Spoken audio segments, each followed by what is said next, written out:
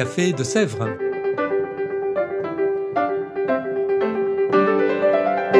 Au Café de Sèvres, on discute philosophie et théologie.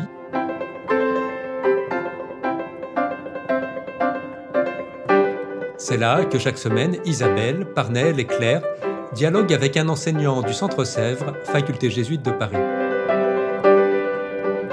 L'émission d'aujourd'hui est animée par Parnell Ledaga.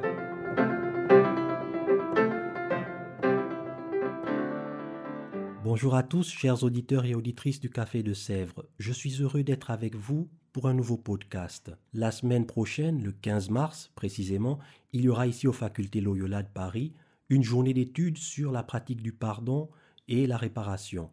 Ces dernières années, aux facultés Loyola, alors connu sous le nom de Centre Sèvres, s'est tenu un séminaire de recherche sur la question justement du pardon. Ce séminaire fut animé par le père Guillaume Cos et Lorraine Angenot. Alors, pour discuter un peu de ce qui s'est dit tout au long de ce séminaire et pour annoncer un peu aussi ce qui se dira la semaine prochaine, j'ai le plaisir d'accueillir ici aujourd'hui le père Guillaume Cos. Bonjour Guillaume. Bonjour. Voilà, Guillaume est un habitué de nos podcasts, il en a déjà réalisé quelques-uns avec nous. Il est bien sûr le directeur du premier cycle ici aux facultés Loyola. Alors Guillaume, cette question du pardon, pourquoi en fait l'avoir abordée? Quelle est la genèse de ce séminaire de recherche et évidemment qui aboutit à cette journée d'études? Quel est le contexte dans lequel tout cela s'inscrit? Pourquoi avoir pensé à un séminaire de recherche sur la question du pardon? L'idée de ce séminaire est venue de la rencontre entre Lorraine Angenot, qui arrivait du Canada où elle avait fait une thèse de doctorat en philosophie et psychologie sur la question du pardon dans la prise en charge des personnes traumatisées. Oui. Et puis moi-même qui venais de soutenir une thèse en philosophie sur la question du pardon. Alors pourquoi est-ce qu'on avait choisi ce thème, chacun de notre côté, sans concertation? C'est, on pourrait dire, sur un étonnement, une surprise, de voir que la question du pardon avait été absente de la psychologie jusque dans les années 90 et très très peu présente, ou alors très cantonnée à la religion, en philosophie, jusque dans les années 1960. Et cette question-là est soudain arrivée en philosophie, par exemple, suite à la Shoah, avec la question notamment des réparations que la RFA proposait de payer à Israël, deux pays nouvellement créés en 1951. Et ça a lancé la question du pardon, qui a rebondi dans les années 90 après la création des commissions Vérité-Réconciliation, et qui est revenu aujourd'hui très fortement en plein milieu du séminaire, suite à la publication du rapport de la SIAZ. D'accord. Et c'est très intéressant, je trouve, parce que vous venez d'évoquer le lien justement du pardon avec des questions politiques, avec vos thèses de philosophie et de psychologie. Parce que c'est peut-être mon idée arrêtée à moi, mais lorsque j'entends parler de pardon, bien sûr, il y a le pardon dans notre vie de tous les jours, mais j'ai tendance à associer le pardon à une pratique religieuse. Peut-être l'idéal du Christ qui demande de pardonner. Et j'ai tendance, et je suppose que c'est peut-être la même chose pour pas mal de personnes, de dissocier cette question d'autres domaines de la vie. Alors justement, ma question c'est de savoir quels ont été les angles d'approche dans votre séminaire pour traiter la question du pardon. Sous quel angle l'avez-vous abordé? Alors, il est vrai que jusque dans les années 60, la question du pardon était vraiment du domaine réservé de la religion, en particulier du christianisme, mais aussi dans le judaïsme. Et dans le christianisme était une question posée à partir de la question de l'aveu, notamment dans le sacrement de la réconciliation. Oui. Dans mes recherches en philosophie, et aussi de ce que Lorraine Angenot a pu travailler en psychologie, ce qui est très surprenant, c'est que la question du pardon se pose alors à partir du point de vue de la victime, et non pas de l'auteur. Et ça ouvre un champ tout nouveau qui nous a amené, enfin moi en philosophie en tout cas, à retravailler les grands textes religieux, notamment tous les textes bibliques, mais pas seulement, les textes grecs également, les grandes tragédies, pour voir l'ampleur du pardon. Et ça nous a permis de découvrir que le pardon, dans ces textes, dans cette tradition, et je crois très profondément également pour le christianisme, est avant tout une force qui est donnée à vivre par les personnes qui sont victimes du mal, victimes d'agression, et qui est d'abord une force de relèvement. Voilà.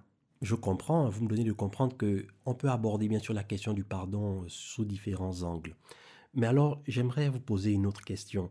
Quel lien peut-on faire en fait entre le pardon, j'ai envie de dire, qui est requis pour la cohésion sociale? Parce que vous avez parlé par exemple des génocides, des commissions vérité et réconciliation.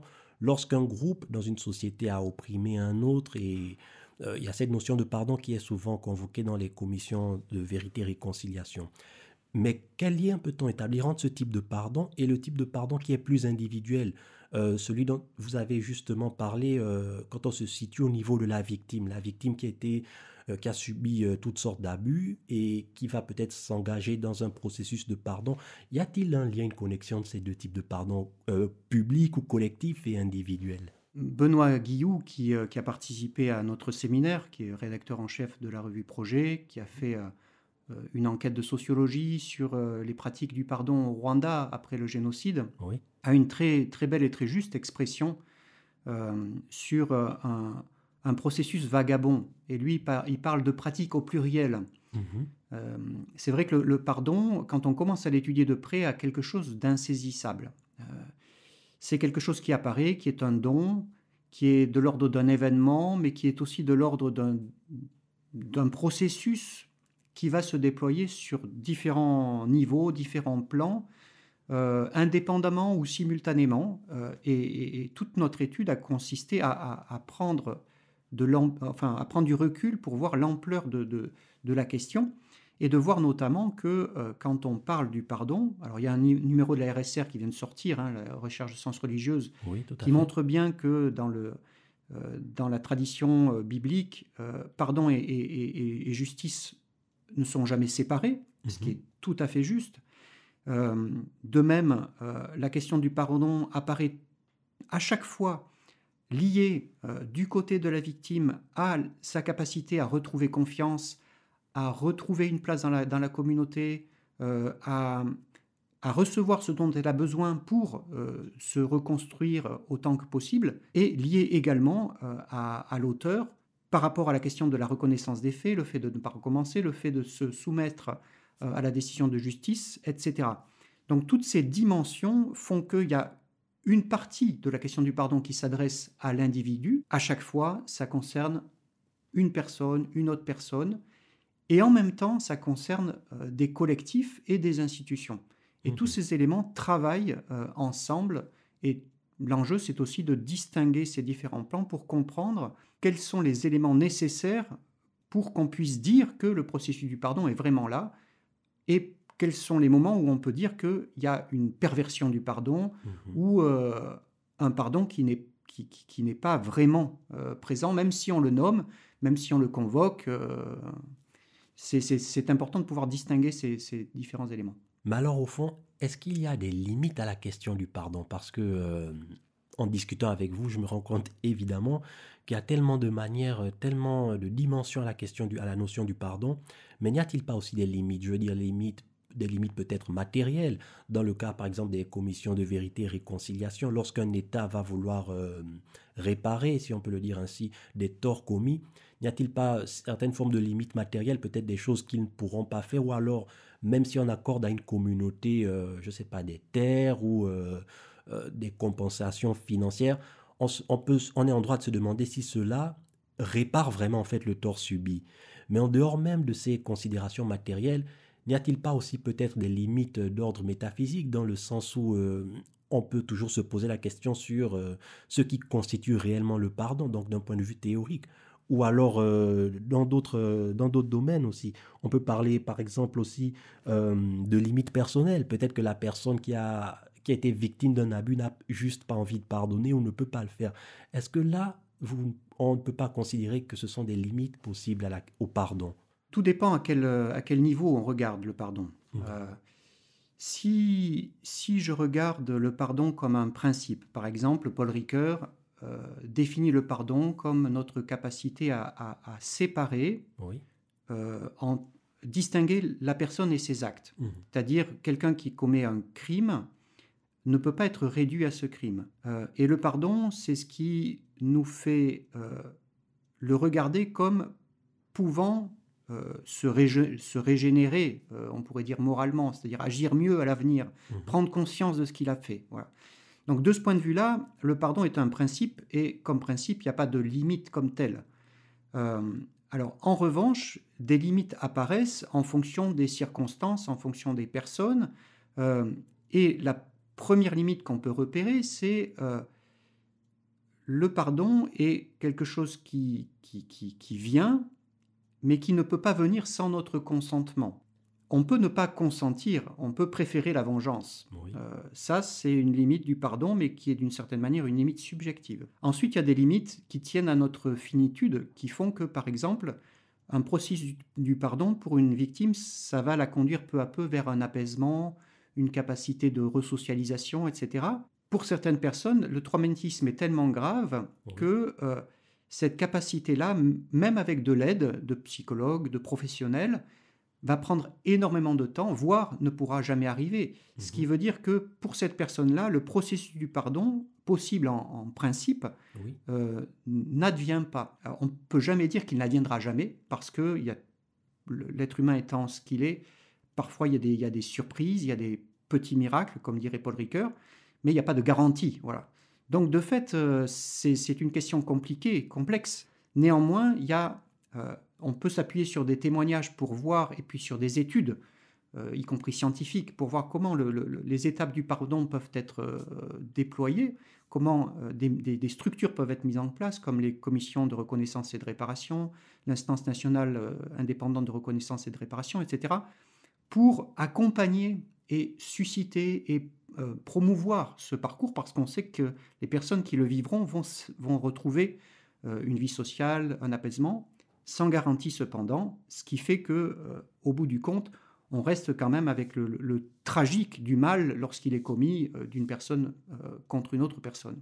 Encore une fois, vous venez d'aborder un sujet assez intéressant parce que vous avez parlé d'un processus, vous avez parlé des experts, mais la question qui m'est venue à l'esprit immédiatement, c'est en fait, au fond, question peut-être un peu provocante, pourquoi pardonner, je veux dire.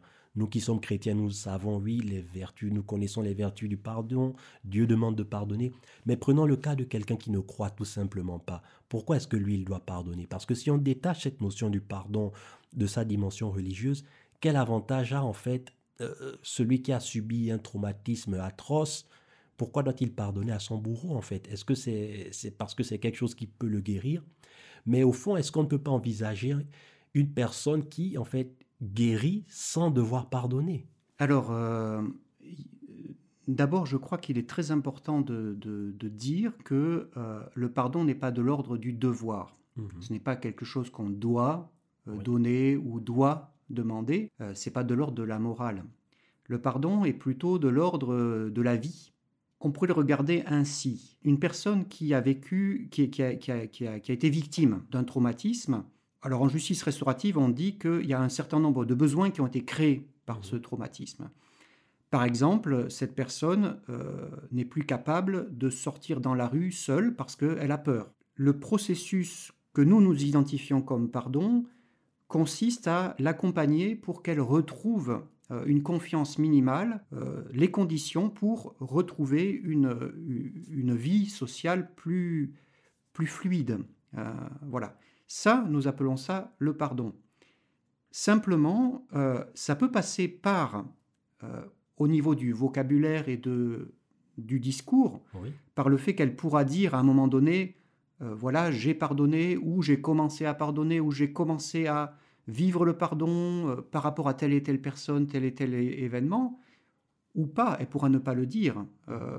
Ça, c'est aussi une question de culture et une question de mots. Simplement, ceux qui l'observent et qui l'accompagnent, le pardon est un guide pour nous donner l'horizon que nous souhaitons vivre avec elle, voilà, de la retrouver parmi la communauté.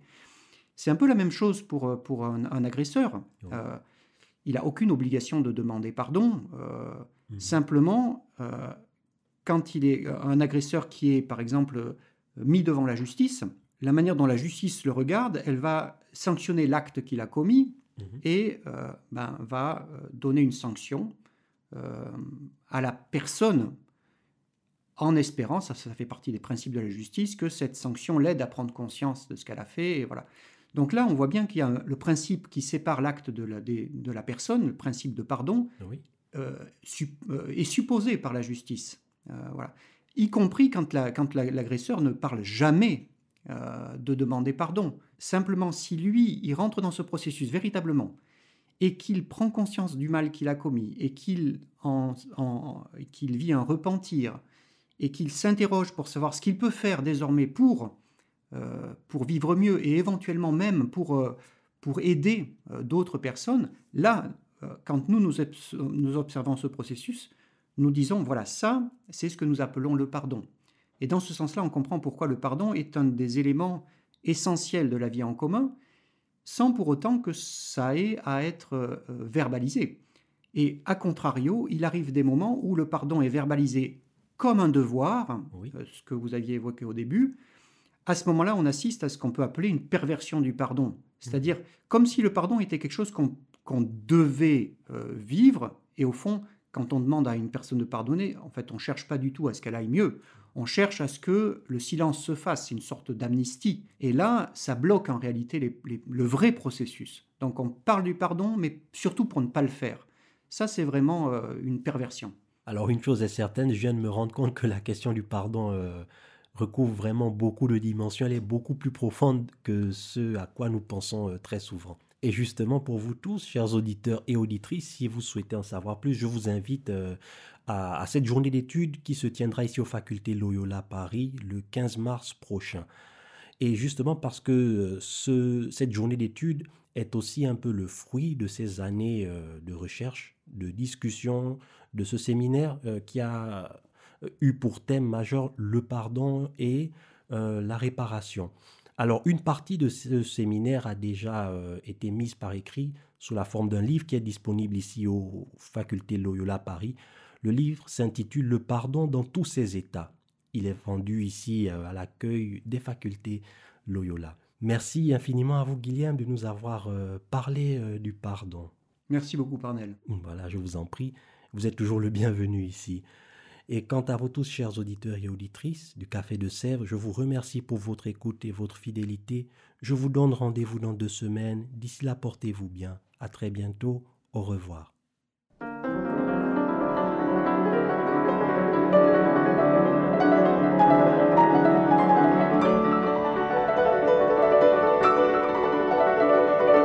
Vous écoutiez Café de Sèvres, le podcast du Centre Sèvres, Faculté jésuite de Paris, en partenariat avec RCF.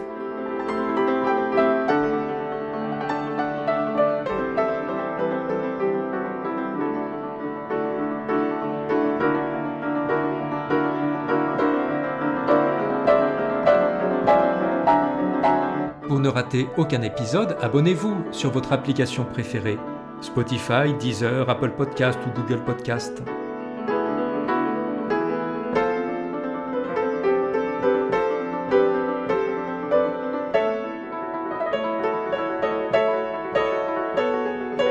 Et sur notre site internet www.centresèvres.com, découvrez l'ensemble de nos cours et conférences en philosophie et théologie.